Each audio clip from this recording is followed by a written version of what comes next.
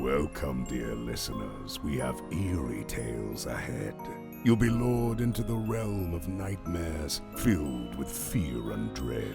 We'll ease you in with laughs, but you mustn't be misled. Be wary, you've been warned. Don't listen before bed.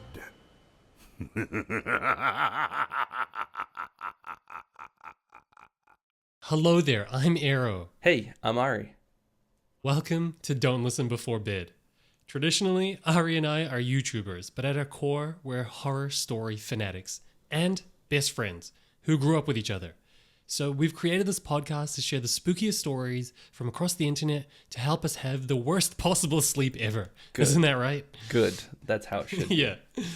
So you may have found this podcast through probably my main gig, YouTube. For those who don't know, my name is Aero, which is short for Eroga, which is the name of my channel where I make content about the latest indie horror games. And for anyone who knows my content, they know I like to always dig deeper about the horror story underneath the spooky games I play. And funnily enough, Ari is also a YouTuber. Yep, so Ari is also short for Arikado, just like you, Aero and Eroga, and it's kind of just a play on the name Alucard from a show and a game that I really like. Yeah, what is it again? Castlevania. Castlevania, yeah.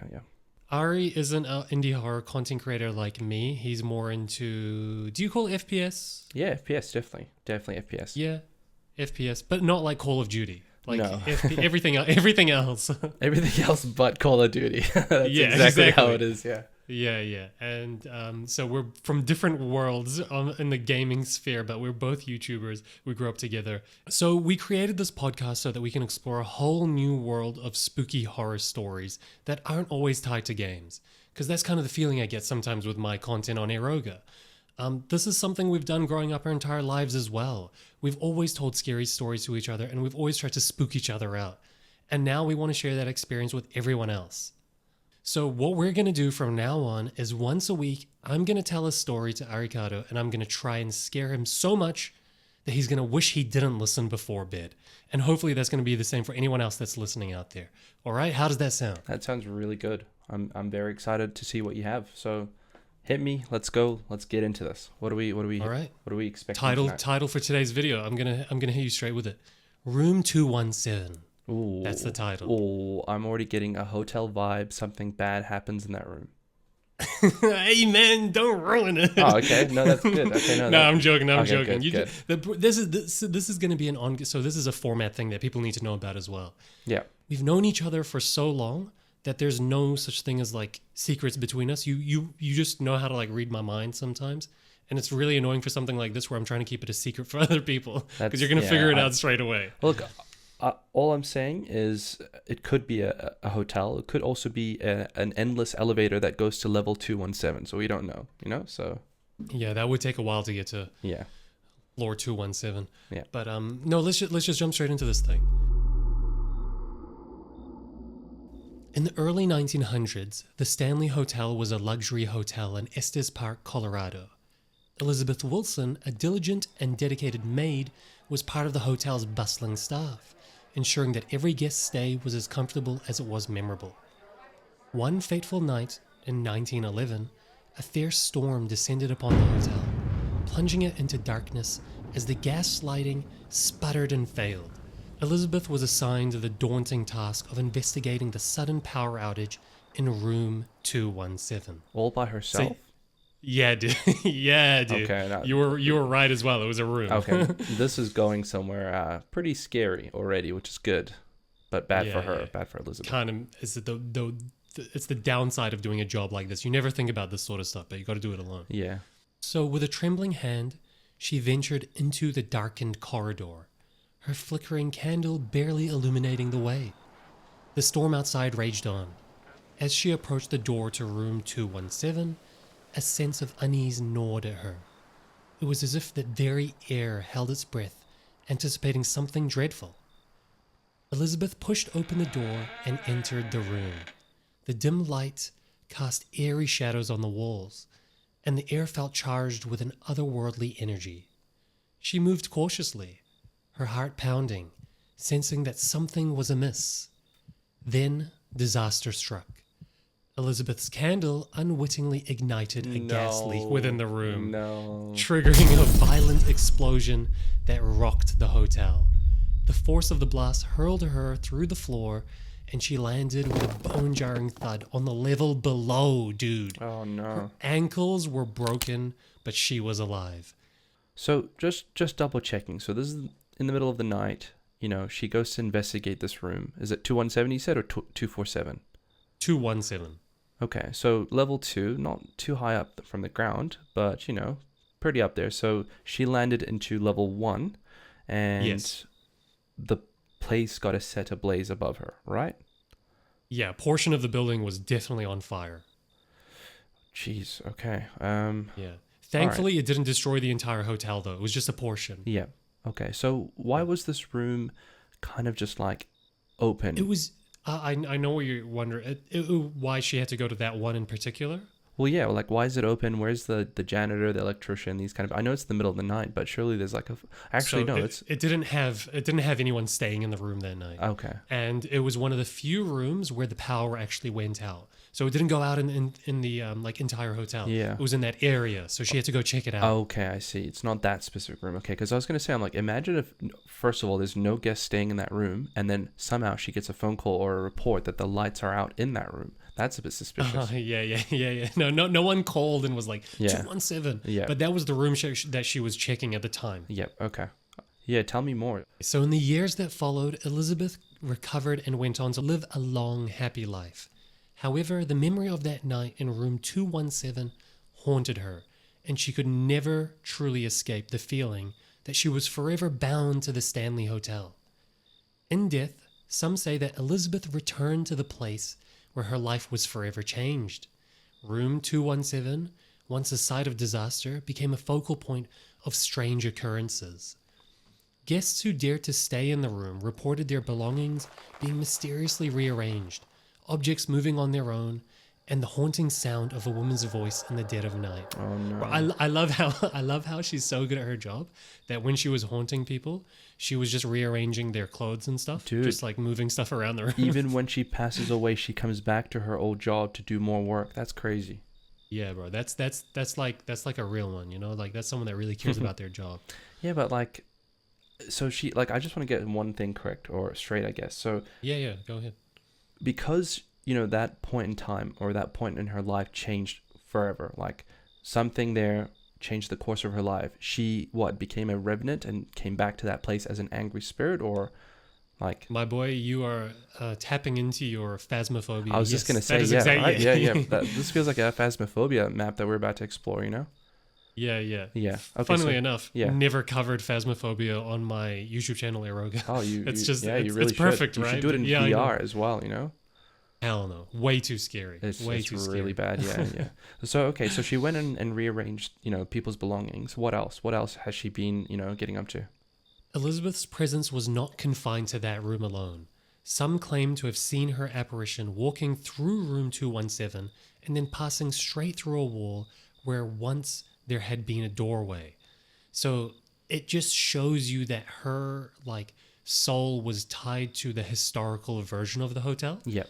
So, you know, they could see that she was walking through the specific area that she would have walked through every single day as a door when she was working there. Yeah. Elizabeth Wilson, the diligent maid of the Stanley Hotel, had left her mark on its history, forever entwined with the mysteries and hauntings that still echoed through its hallowed halls.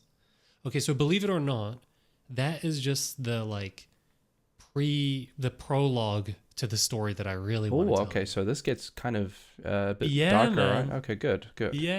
I was gonna because say, she's not scary, dude. Yeah, I was she's, gonna say she's just a helping great people. ghost. Yeah, she's a great ghost. She's going back and helping people with their items. You know, like Yeah, shifting this things was around, yeah. actually the original story for Casper. No, I'm joking. Oh, okay. Yeah. Okay. the friendly Actually, ghost. Yeah, I was gonna say, I'm like, this is a friendly ghost. Yeah. So okay, so Yeah. how does it get darker then? How does this Okay, get look, weird? it's friendly. It's friendly, but it's come on, like waking up in the middle of the night and hearing someone like touching your stuff and moving stuff around. It's pretty damn scary. That's pretty bad. Yeah. Yeah, it's pretty bad. It's pretty Yeah, bad. Yeah. We try to act so tough now that we're sitting in front of our computers with I our know, lights on I and know. stuff. But honestly, if Our this was RGB happening, colors. dude, exactly. If this was actually happening to your, like, I don't know, if you're on vacation or, you know, you're just staying somewhere temporarily and you hear a plastic bag being picked up and then your rubbish bag gets taken out and somebody does your rubbish for you. Like, that would be scary, you know? Mm-hmm. Okay, so on to the good part of the story. Not the good. It makes it sound like the other part was bad. Yeah. Now on to the juicy part. The juicy which part. I think you're really going to enjoy. Okay. In 1974, a writer called Stephen and his wife Tabitha embarked on a fateful journey to the remote Stanley Hotel in Boulder, Colorado. Okay. Little did they know, this night would etch a tale of terror into their lives. The Stanley Hotel stood on the precipice of closure for the impending winter season. Well, why does this remind me of like that big hotel, like The Shining? Let's continue with the story. Okay. That's all I'm going to say. Okay. As they checked in, they were met with the eerie desolation of the Grand Hotel. Long, empty corridors stretched out before them. Beautiful. And orchestral music echoed through the hallways as they dined alone in the empty dining room. Have you ever had an experience like that, by the way? Like in like an empty hotel, like having food by yourself in the dining hall or anything? Yeah, It feels, you know what the feeling is like? It's a liminal space. Yeah. It feels like going to a high school after school hours, and it's made for multiple. It's made for large groups of people, and it's not made for people alone. That's how I felt in my hotel in Japan, actually, when I was eating by myself. It just felt real eerie, and I just felt like the space was like from the past. I don't know how to explain it. It was weird. Yeah. Here's a quote from them. It was like God had put me there to hear that and see those things, Stephen said, recounting. The isolation, the emptiness, the echoing music, it was as if the very hotel itself was conspiring to plant the seeds of horror in Stephen's mind. But it was in room 217 where the darkness truly took hold. Okay. So now we're going back to our Elizabeth. girl, Elizabeth. Okay. So as Tabitha retired to bed, Stephen couldn't resist the urge to explore the hotel's shadowy depths. He wandered through the labyrinthine halls, his footsteps echoing in the silence of the night. Then, at the threshold of room 217, he paused. The room was steeped in an unsettling stillness. Its claw-footed tub, shrouded in a pink curtain, drew his attention. The thought gnawed at him. What if somebody died here? A shiver ran down his spine as the ominous thought seeped into his imagination. He had found the perfect setting for his new book, a book that would become known as The Shining. Oh my God! No way! I actually got it, dude. You got it. You figured it out. The Shining. This is I love the story. Yeah. Okay. So So he like feels something bad happen in this room. Does this make him go mad though? Like the actual story, The Shining. The second he got into the hotel, he felt something. And what's crazier is that in the exact room he was in, he felt like somebody died. He was like, what if someone had died here? That's literally what basically happened multiple years beforehand with that maid. Because she was so close to dying. But there's more to the story. Okay. The true horrors of that night extended beyond King's eerie waking experiences. I'm not going to call him Stephen anymore because there's no more hiding. I'm going to call him King. Okay, cool. That's such a good way of hiding him. Yeah. I was calling him Stephen to try and throw you off, but I couldn't. Yeah. In his dreams, he saw his young son running through the endless corridors, eyes wide with terror, being chased by a relentless fire hose. He woke up drenched in sweat, teetering on the side of his bed. So he started to see stuff while he was awake and while he was asleep. Damn. So The Shining would go on to become a masterpiece of horror, a tale of isolation and madness set in the fictional Overlook Hotel. So it's called the Overlook Hotel in his one. Yeah. A place far more sinister than any resort in Colorado. King's disclaimer at the book's beginning couldn't erase the eerie connection between the Stanley Hotel and the horrors he had woven into his novel. And so the Stanley Hotel, with its long empty corridors and its unsettling echoes, became forever entwined with the terrifying legacy of Stephen King's The Shining. So the story was literally rooted in his experiences in that hotel because he felt something there. Dude, that's such a nice way to convert like a real experience into an insane story, you know, that could be a thing, you know? I know, but what's scary is that like we always get a creepy feeling. Oh, but totally. it doesn't necessarily mean that there was like what are the odds, like no one, me and you went to the same high school, we both went to high school afterwards, and it felt eerie there. Yeah. But we didn't think, like, no one died there and that's why it was eerie. There's actual reasons why something happened. No, totally, man. I feel like if something did happen and we were in a space that, obviously was the ground of where somebody passed, I think you will immediately feel it. You know what I mean? It's different.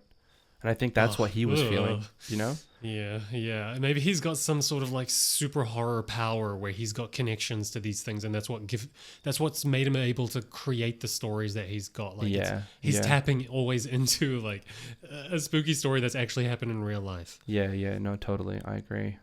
So there's actually a little bit more information that I want to give you, because like that isn't the only haunted part of the hotel. As you might remember from the movie, there's other things, Yeah. So among the countless rooms, a select few had earned notoriety as the most haunted of them all. So room 401, with its antique furnishings and shadowy corners, had been the stage for countless paranormal encounters. Oh, wow. Yeah, guests spoke of whispers in the night, strange apparitions, and the sensation of being watched. watched. I'm getting goosebumps, man. Yeah, no, that's something, man, like just even hearing like faint whispers, and you doubt yourself. You're like, did I just hear something? Like that. Just I would go mad. So yeah, totally no. That hotel is. Dude, sometimes I'm home alone and I feel like I can hear that. Let alone in like a really old hotel. And by the way, you can go to it now if you want. It's still there. It's become a horror. I don't want to say horror attraction because it's actually used for hotel purposes, like staying at it. Yeah. But people are booking these rooms because they want to like have a horror experience. We need to go there one time in our lifetime and just sit there and just feel the atmosphere, feel what Stephen could have felt. Yeah, it'll be paying homage to episode 1 of Don't Listen Before Bed. But there's a downside to that. Yeah. The hotel has put the prices of those specific rooms like double or triple because they know people want to book it because of that. It's like it's a well-known thing. That's the thing though. Do you know, like I've gone to a place in New Zealand where the place was quote unquote haunted, and I did feel very, very like I was in someone else's space. What if they're getting people to pay to go, sit or stand in these rooms, and these spirits are actually real and upset that, hey, like, don't come to my space. Do you know what I'm saying? Like, so are you trying to say like it's like a never-ending cycle? Like it just continues. The more people you bring, anger. the more aggravated the ghosts are going to get, and then the more experiences are going to be genuine because it's going to be actually haunted. Exactly. So it keeps on getting worse. It keeps getting worse and worse, and then eventually, at some point, like you'll have people who really like Steven will feel something again, and then they will go mad somewhere else. Yeah, for sure. That was room 401. Down the hall, room 407 held its own sinister secrets. Many who dared to stay within its walls claimed to have glimpsed fleeting figures in old-fashioned attire. Oh, wow. As if time itself had like folded upon itself. And then further down the corridor, in room 418 and room 428, they held their own dark tales as well. Those who braved the night in these rooms spoke of unexplained footsteps and disembodied voices and a feeling of being touched by invisible hands. That's the one that got me, the touch. Dude, I have definitely felt being like touched accidentally on my shoulder. I have so many experiences like this in my old house. Do you remember my old house? The one before the one that I've moved into this one, Yeah. That one had so many experiences where I literally turned to my dad and I'm like, did you just bump my shoulder? And it's funny enough, and I'm not even exaggerating. Have I ever mentioned this to you? It was during tell me. It was during a power outage where me and my dad were fixing the alarm because the alarm kept on going off because the entire house like shut off and then turned on temporarily again. And then like while we were trying to get everything going, the alarm just was not happy. And we were like working on it, and he's kind of like behind me, like kind of in the lounge, and I really felt someone tap my shoulder, and it felt like a proper hand, man. It genuinely felt like a hand. I turn around, and I look at him, I'm like, hey, did you just tap me? And it, man, oh my goodness, it like I've never felt this feeling before, and I wish I can share this with people, like. Well, there's such a helpless feeling when the power goes out. It's extra. It's not just darkness like the lights are off. Yeah. It's a different type of darkness. Yeah, it's just and everything was going off, the alarm, and we were trying to get candles on, and it was such an eerie experience. So imagine being in a hotel and feeling that. That's like where it's known to, you run into these kind of things. Yeah, I know. Can I tell you a quick story as well? And I promise this isn't just because you said what you said. I'm not making it up. I swear to you. Yeah. This happened yesterday. Ooh, yesterday. Okay, the timing. Let's go, man. Yeah, I know. Yeah. I promise you. I only just remembered it when you said that. Even when I was writing this, I didn't remember this story that I literally happened to me yesterday. Yeah. So me and my wife Nadia, who you're going to hear about a lot on this podcast, by the way, because she's a spooky horror fanatic as well, just like us. Nice. Me and her were literally watching. We're eating on the counter, and we're sitting on the high chairs, and we have a cat called Luna. And she always comes up to us when we're on those high chairs and like leans up and like kind of like sniffs your leg or something like that. And you might feel the slightest brush of her nose across your leg. Yeah. Okay, so this story is a little bit embarrassing as well. No, go for it, man. Go for it. Yeah. So I, me and her were watching like a video, TikTok's on one of our phones. So like we're like zoomed in on the table. Yeah. And then I felt something brush up against the bottom of my thigh. And then I was like, I literally said, like that, because it's Luna and I don't want to scare her. I don't want to be like, hey, what the hell are you doing? Yeah. You can't touch me there. Yeah. It was, so I just did like a very slow but brief look down. Oh. And I didn't see anything there. No. And then I was like, whoa. And then Nadia was like, what the hell's going on? What the hell's going on? And I jumped up out of my seat and I stood in the middle of the hall. And I was like, what the hell was that? And she was like, what do you mean? What happened? And I was like, I just felt something on my leg. I felt something on the bottom of my leg. Yeah. And she was like, why are you freaking out? There's nothing there. And I was like, I felt something brush up against the bottom of my leg. Something touched me from underneath. Dude, I know, and man. then, hold on. It gets worse, dude. It gets worse. Luna was outside the whole time. No. She fully was. Yes. Oh, no, shit. that's true. That's part of the fact. Okay. But this is where it got embarrassing. Then I was like, what's going on? And she was looking at me. She was like, I can't see anything on you. It's not a bug or anything like that. Yeah. And then I started like feeling my body, and I felt the bottom of my leg, the back of my leg, my thigh, my hamstring on my left side, on top of my shorts that I was wearing. Yeah. And I felt like there was something underneath my shorts, like a small ball. Yeah. I felt something. Oh, wow. What the heck? I freaked out so hard that I whipped off my shorts and my underwear. This is a good story. What's going on here? This got so bad. And I was like, what the hell? And I ripped them off. And I was just standing there like Winnie the Pooh with just my shirt on. Yeah. Nadia just started laughing at me. She was like, what are you doing?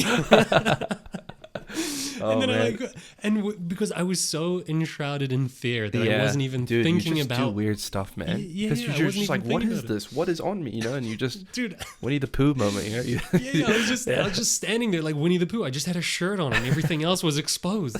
And then like it took me actually a few seconds to realize that I was like exposing myself in such a rude and like funny way. Yeah. Because she was like because I like noticed her eyes like looking down like what are you doing? Wow. And I finally put my hands in my private parts and I ran to the room. Dude. Like one hand in front and one hand like hiding my butt crack because I was like, what the hell? I'm like, it's like my clothes got vaporized. And I ran to the room and I took all my clothes off and I was like, do you genuinely did you feel like a ball, like an actual thing? I felt like something that was round under my shorts. It felt like something, I don't know. It could have been a ghost. It could have been nothing. It could have been a bug, but we couldn't find anything. We couldn't find anything, man. I honestly thought I was going mad. Dude, I promise you, I know exactly how you feel. Later on, I need to share a campfire story with you actually about this exact issue or topic. You know, how about I finish off the story because there's one last portion of the story. It's not even part of the story. There was just more spookies. Elizabeth was the founding father of haunting in room 217. Yeah. And she kind of planted the seed of horror that later on inspired one of the greatest horror movies of all time with Stephen King. But the two aren't there was no connection. Like Stephen King couldn't have known about Elizabeth. That was only in historical records that you find that story. Yeah, wow. But the fact is, that's what happens when you look into room 217 and why it was haunted in the first place. So that was just kind of like a connection, but not really. It was just telling you about the horror hauntings of it. But the thing is, there's more. There's other things in this hotel. And let me just quickly tell you about them before you tell me your story. Go, man. I'm intrigued. Yeah. So there's also two girls in white dresses. Of course. Yeah. They're often seen on the stairs, similar to the twins that feature in The Shining. Yeah. So that's actually a thing. People Yeah. have seen these twins before. Yeah. Can you imagine that? That's terrifying, man. I really don't like when like things sound real and true. I just want it to be a ghost story and that's it. But when it's like actual things that people are experiencing, like it's just creepy. Like multiple people have seen it. Yeah, it's like, not. what- It's not what just if the you one see off it, thing. you know? Yeah. What if you What if right you now, see it, like dude? right No, what if before you bed, see it? you genuinely, like right before you sleep, you bump into something like that, you know? Buddy, there's one thing, and that's the title of this podcast is a disclaimer in itself. Don't listen before bed. If you see it before you sleep, it's your fault. You shouldn't have listened before bed. So that's your fault. True. You know? True. Don't listen before bed. True. But Yeah. look, like these feelings are real, man. It's crazy how like sometimes the thing is like it could easily be a bug. It could easily be like, you know, I don't know, your cat tickling you before bed. I don't know. The point is though, it's like there's a certain feeling you get when you know something's wrong and it's not right. It's almost like there's a glitch in like our dimension. You're like, hold on a minute, that experience, that touch wasn't from my dimension. You know what I mean? Like you just feel it. I don't know how to explain it. And I had a moment exactly like you with Nadia yesterday, where like I looked at my nephew Zane. I was like, dude, did we just go through that? Like, are we going insane? And I'll tell you exactly how it is. We were flatting in a very, very old house. And I'm telling you, like, this was like 50, 60 years old, man. And you know what, man? My neighbor was spooky. He was like chanting like weird things at we're night talking at about 3 that a.m. house? That house, We're talking man. about that house. Like Okay. that house was old, crusty, creaky. Like no, it wasn't bad. Don't get me wrong. Like we took it because it was a nice place and it was refurbished, but the place was so like eerie. And one encounter, apart from the many, really solidified that this place was haunted. And one of them was my brother comes home at around 2:30, 3 p.m. from work, right? And you know, do you remember the garage, how you walk up this really creaky, like annoying stairs from like a concrete slab garage that's like really old? Yeah, so basically the house is 2 stories. Yeah. One is on the ground floor, but that's just the garage. Yep. And on top of it is where you live. Yeah. But the stairs to go up are on the side of the building. Yeah. So they scale across the garage and up to the living part. Exactly, yeah. And that entrance to the house from the garage is very narrow. It makes a very like, you know, sturdy, creaky, like, you know, typical wooden floor or footstep sound. And you will immediately know that a human is walking up. You will identify that it's someone walking up your stairs immediately. There's no doubt about it. Yeah. So when you open this door, right, you open up the door and you're straight in the laundry area. You have to turn right. You can either open the hallway door, which goes to the lounge. It's like a circus, like, sorry, not a circus, what do they, merry-go-round. There's like 3 connecting doors that all enter the same area, but they're all isolating sections of the house by themselves. Yep. So he always, at this time, man, I'm not even kidding, he always comes in at around 2:30, 3 p.m. He goes up those stairs, I hear his footsteps, he goes to the kitchen, puts his work lunchbox, you know, like the Tupperware down, all that stuff, the plastic bag, the mugs, all that. I'm not even kidding, man. It's around 2:30. Me and Zane are playing, I think it was Tomb Raider, actually. Yeah, we were. My nephew and I were gaming in the lounge. Behind us, where we're sitting on the couch, behind us is the kitchen. And in the kitchen is the connecting door to the connecting garage door upstairs. So we hear footsteps going up, right? And I immediately look at Zane. I'm like, oh, you know, my brother's here. We both knew. We just had this feeling like, okay, our family member's here. Door opens. I'm not even kidding. Like a solid, proper door moving. Another footsteps. The door to the kitchen that is in between the garage and the kitchen, that door opens. So he's now on our side. So he's with us, you know. We're like, oh, he's literally here. We hear typically what he does is he puts his mug, plastic bag, whatever that sound is, that typical like I just came home from work. He does his stuff, like his mug, all that stuff, and we hear like proper things moving. Okay. I'm like, hey man, like how's work? I literally get up, I leave the controller down, I get up, I just kind of walk around the lounge, like do a turn into the kitchen. Nobody. I'm not even kidding. Oh Nobody's my there. God. I look at Zane, I'm like, did you just hear that? Like we just both heard somebody walk into this house and open a door and put stuff in the kitchen.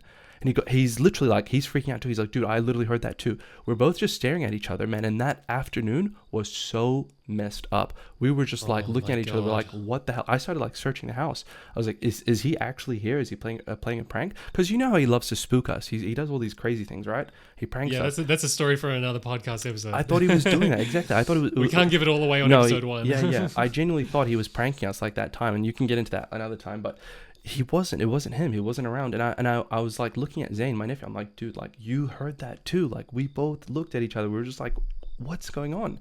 And dude, it's not even just the sound. It's not the sound cues of humans walking up that you identify straight away.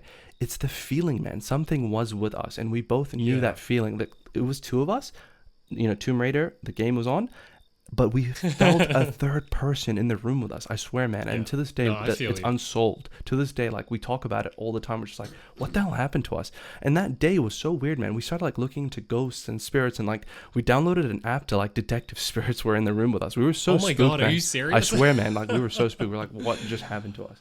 Holy crap. And that whole neighborhood was really, really eerie, man. But that's another time. Yeah. No. That is a podcast episode in itself, honestly. That's your neighborhood that you lived in that house. Yeah. That was scary. That was terrifying. But honestly, were you not also thinking, like, did you jump straight to ghosts? Or did you think, like, there could have been an invader living in... No, man. Potentially, I'm telling like, you, living in the house? This energy was like, it was someone calm. It was someone chill. It wasn't like somebody trying to break in or trying to, like, make their way in and being sneaky. It was like somebody was okay with being alerted that they were in the house with us. Or notifying us. Yeah, like it just felt like they were part of the flow. They were part of our family. Like it just felt so calm and chill and welcoming. It didn't feel like sinister or like, you know, aggravated, or, you know, it just felt like my brother was home and I was ready to have a chat with him. Like, hey man, how was your day? Like that kind of style, you know. And I promise you, man, this day, like it's unsolved for us. And there was a weird series of things happening from that point onwards. You know, I told you, like that guy, my neighbor, who was chanting stuff at like 4 a.m. and it was creepy. Oh God, yeah.